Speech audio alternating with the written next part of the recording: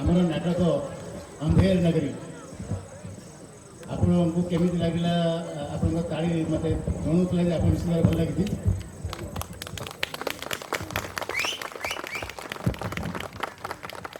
ପିଲା ଯାହା ଭଲ କଲେ ସେଟା ତାଙ୍କର କ୍ରେଡିଟ୍, ଯାହା ଭୁଲ କଲେ ସେଟା ମୋର।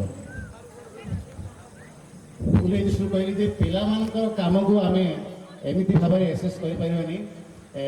ଯେଉଁ ସରକାରଙ୍କ ତରଫରୁ, ଭାରତ ସରକାରଙ୍କ ତରଫରୁ ଏ କାର୍ଯ୍ୟକ୍ରମ ହେଉଛି, national school of drama, ministry of culture, government of India ତରଫରୁ ଏ କାର୍ଯ୍ୟକ୍ରମ ହେଉଛି ଯେ ପିଲାଙ୍କୁ ନେଇ କୌଣସି ପ୍ରକାର କମର୍ସିଆଲ କାମ କରାଯାଇପାରିବନି।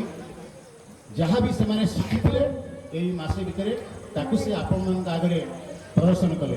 ଏଇଟା ଗୋଟେକୁ ଆକୁ ଯେମିତି ଆପଣମାନେ ଦେଖନ୍ତି ଏଣ୍ଟରଟେନମେଣ୍ଟ ପ୍ରୋଗ୍ରାମ, ସେହି ହିସାବରେ ନ ଦେଖି ଆପଣଙ୍କ ପିଲା କ'ଣ ଶିଖିଛି ମାସେ ଭିତରେ ସେହି ହିସାବରେ ଆପଣ ତାକୁ ଦେଖନ୍ତୁ। ମୋତେ ଲାଗୁଛି ଏଇ ପିଲାମାନେ ଯେଉଁମାନେ ଯେଉଁ ଅଛନ୍ତି ଏଠି ମାସେ ପୂର୍ବରୁ ମୋ ପାଖକୁ ଆସିଲା ବେଳକୁ ସେମାନେ ଠିକ୍ ଭାବରେ ଓଡ଼ିଆ କହିପାରୁନଥିଲେ କି ଠିକ୍ ଭାବରେ ଓଡ଼ିଆ ପଢ଼ିପାରୁନଥିଲେ। ଏଇ ମାସେ ଭିତରେ ମୁଁ ତାଙ୍କୁ ଯାହା ସେ ଆଜି କହିଲେ ଆପଣଙ୍କ ଆଗରେ ସେସବୁ ଶିଖେଇଛି। ତାକୁ ମୁଁ ମୋର ଆସିଷ୍ଟାଣ୍ଟ ମୁଁ ଚାହିଁବି ସତ୍ୟ ଆସିବେ, ସତ୍ୟ ଆସିବେ। ଆମେ ଦୁଇ ଜଣ ଆସିଥିଲୁ ଗଭର୍ଣ୍ଣମେଣ୍ଟ ଅଫ୍ ଇଣ୍ଡିଆ ତରଫରୁ ଟ୍ରେନିଂ ଦେବା ପାଇଁ।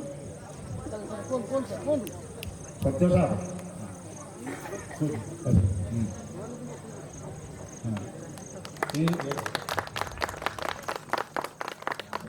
ମୋର ଆସିଷ୍ଟାଣ୍ଟ ସତ୍ୟପ୍ରଦ ଦାସ। ମୁଁ ଯେଉଁଠିକି ଯାଏ ସିଏ ବି ଯାଏ, ଅନ୍ୟ ପିଲାମାନେ ଅଛନ୍ତି ମୋ ସହିତ କରନ୍ତି। ଏଇ ଗାଁକୁ ମୁଁ ଆସିବା ଆଜି ପ୍ରଥମ ନୁହେଁ, 3-4 ବର୍ଷ ପୂର୍ବରୁ ଥରେ ଆସିଥିଲି, ଗୋଟେ ୱାର୍କସପ୍ ବି କରିଥିଲି। ସେଇଟା ତା'ର ପ୍ରଦର୍ଶନ ହେଇପାରିଲାନି। ଆଗାମୀ ସମୟରେ ତା'ର ସମ୍ଭାବନା ଦେଖିବା। ଆଚ୍ଛା, ମୁଁ ଏଠି ଅଛନ୍ତି ଆମର